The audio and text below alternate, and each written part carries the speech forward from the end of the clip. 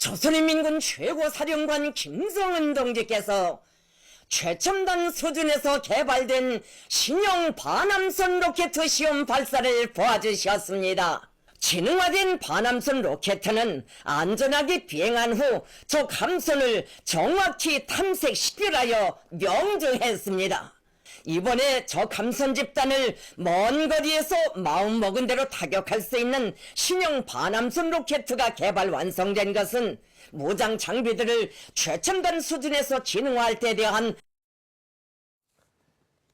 북한이 공개한 신형 함대함 미사일.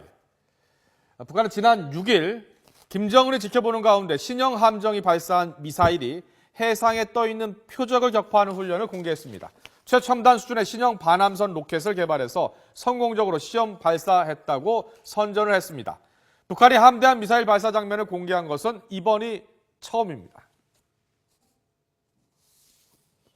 함대함 미사일을 이제 새로운 걸 개발해서 내놨는데 사거리가 130km나 되기 때문에 뭐 서해 5도 그 지역뿐 아니라 경기만까지 이르는 꽤 중거리의 함대함 미사일입니다. 작년에 100발 이상의 미사일 실험했지만 함대함 미사일은 전혀 안 했고 요번에 이제 함대함 미사일을 하면서 신형 미사일 고속함까지도 이제 새로 선보였어요.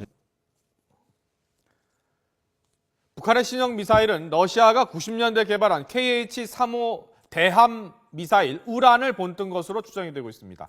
우란은 최대 사거리 130km로 바다의 15m 초저고도로 비행을 하다가 표적이 가까워지면 고도를 더 낮춰서 기습 공격을 하기 때문에 레이더 탐지가 어렵다고 합니다. 우리 해군 함정의 치명타가 될 수도 있습니다. 그들은 이제 양적으로 해안포 같은 게 많고 그래가지고 양적으로는 우리를 많이 공격했지만 원거리에서 정확하게 파괴하는 것은 우리가 훨씬 앞섰었는데 이번에 130km나 날아가는 함대함 미사일을 개발했는데 이게 또 약 5m 높이로 아주 낮게 수면에 거의 근접해서 날라서 15m 정도로 날라서 명중할 적중어 표적에 가까이 가서는 5m 정도로 오히려 더 낮게 깔려가지고 표적을 맞추기 때문에 레이더에 안 걸리고 그러니까 우리로서는 상당히 이제 위협이 된다는 점에서 경계해야 될 상황이다. 북한은 신형 미사일뿐 아니라요, 신형 함정도 자연스럽게 공개를 했습니다. 300톤급으로 추정되는 이 신형 함정은 최대 시속 90km 정도로 항해할 수 있고 레이더에 잘 포착되지 않는 스텔스 형상으로 설계가 됐습니다. 신형 미사일을 발사한 지 이틀 만인 어제 북한은 또 동해상으로 단거리 미사일 5발도 발사를 했습니다. 북한의 미사일 발사 훈련은 지난해보다 2주 정도 빨리 시작됐습니다. 군 당국자는 다음 달 키리졸브 한미연합군사훈련을 겨냥한 무력 시위로 보인다고 설명했습니다.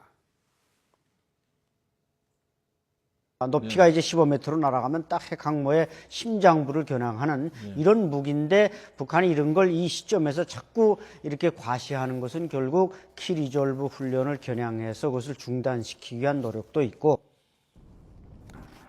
북한은 지난해에도 키리졸브 훈련 직전인 2월 21일 사거리 140km 신형 방사포로 추정되는 발사체 4발을 발사한 적이 있습니다. 또 사거리 200km 안팎의 단거리 탄도 미사일을 쏘는 등 지난해 2월에만 미사일 8발을 쐈습니다. 북한도 미사일 발사가 한국과 미국을 겨냥하고 있다는 것을 숨기지 않고 있습니다.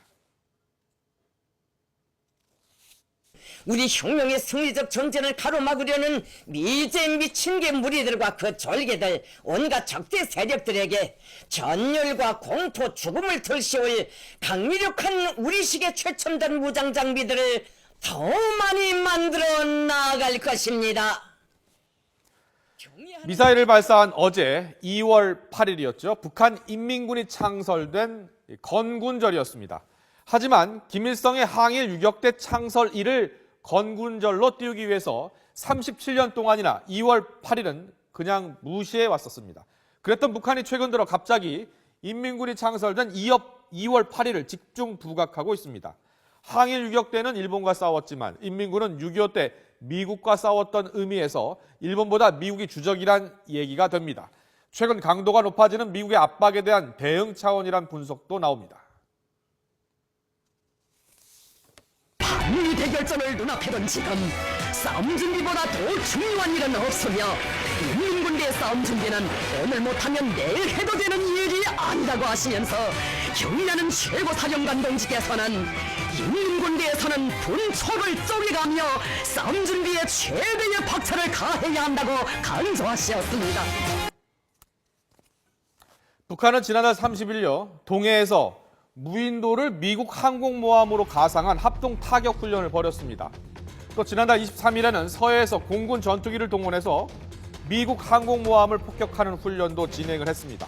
한미연합훈련에 맞서서 북한과 러시아가 합동훈련을 할 가능성도 배제할 수 없습니다. 지난달 러시아군 총참모장은 올해 북한이 참여하는 군사훈련 계획을 공개적으로 밝히기도 했습니다. 또한 이제 김정은의 아마 5월에 모스크바 방문을 계기로 해서 어떤 러시아로부터의 무기 지원, 비행기나 잠수함이나 저런 로켓 같은 것을 러시아로부터 지원받아서 또 이제 러시아도 이제 북한, 베트남과 같이 합동훈련을 한다는 거 아닙니까? 우리 한미 합동훈련에 대비하는 러시아가 북한을 새로운 그 전략적 교두보로 해서 친동방 정책을 추진하는데 김정은이 뭔가 러시아의 점수를 따기 위한 그런 일환은 아닌가 보여집니다. 남북대화의 전제 조건으로 한미연합군사훈련의 잠정 중단을 내세웠던 북한. 한편으로는 여전히 선군 정치를 포기하지 않고 있습니다. 올해를 통일대전의 해라면서 군의 결속을 더욱 강화하고 있는 모습입니다. 전문가들은 다음 달 한미연합 군사훈련이 끝날 때까지 북한이 대규모 군사훈련 등 무력 시위를 계속 벌이면서 대남 압박 수위를 높여갈 것으로 내다보고 있습니다.